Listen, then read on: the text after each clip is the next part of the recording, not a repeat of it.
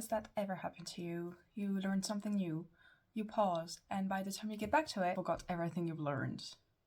You know what I mean? That happens to the best of us, and it's very frustrating. 6 years ago, I started learning Korean, and then I stopped. 4 years ago, I started learning Korean, and then I stopped. And last year, I started learning Korean, and then I stopped again. I gave up on learning Korean multiple times because I was scared, because I didn't feel like I was making any progress, or simply because the novelty faded away and then I got bored, or it just got more difficult. I never got past learning the alphabet, and I was so stubborn that I didn't want to ask for help, so I just gave up. So if you're watching this video, this is your sign to give it another try, and this time we're gonna do it together. In this video, you will basically join me on my first study session. We're not aiming for perfection, we're taking baby steps. Hopefully I'll get further than the first 3 times. So the goal of this first study session is simply to review the basic pronunciation rules and try to make the difference between the main consonants, like tense consonants, strong consonants, because I can't hear the difference, so I'm gonna focus on that. And then with time, it would be understanding basic sentences. So we'll go slow, and yeah, 1 word a day would be the goal.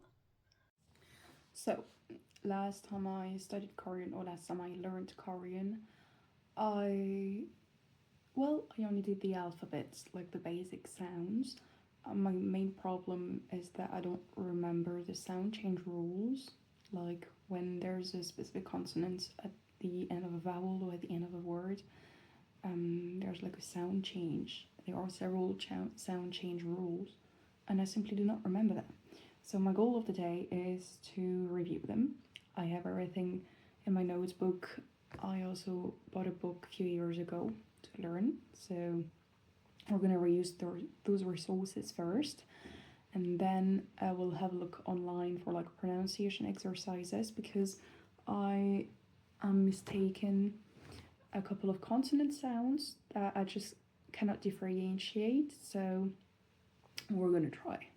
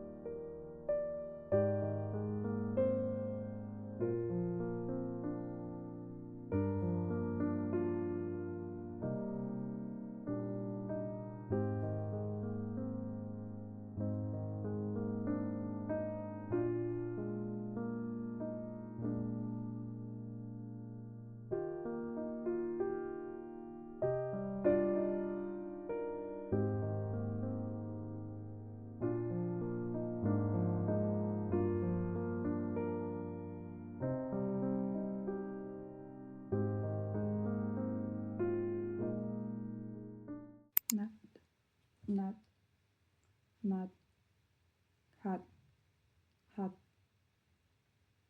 Is that med? Not so sure. Not so sure about that syllable. I'm not so sure about that sound in general. Yeah, we'll see. Mod, id. Fun fact. Okay, maybe not so fun. Fun fact, did you know that Korean was one of the hardest languages to learn?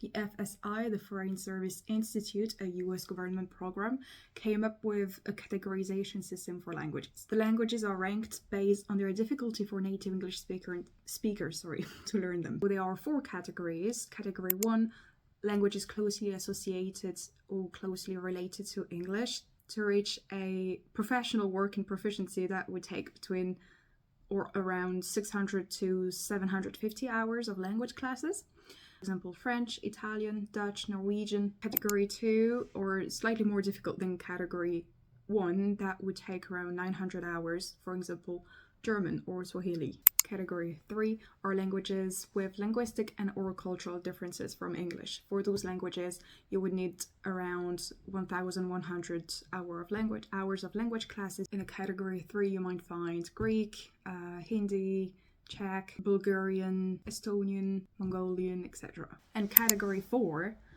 are languages which are exceptionally difficult for English speakers to learn because they have significant differences from English. For Category 4, one would need around 2,200 hours of language classes to reach professional working proficiency. For example, Arabic, Chinese, and Korean. So don't beat yourself up. It's not you. It's just difficult. As resources, I'm using Korean Made Simple by Go Billy Korean. It's great for beginners, great to learn how to read and basic adjectives or numbers, greetings, but I'm going to need a proper grammar book very soon, I think.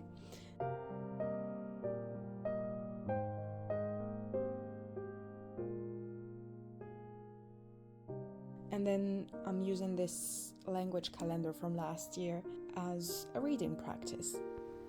If you are learning something new in 2026, I hope you will succeed. Thank you so much for watching, and see you next time.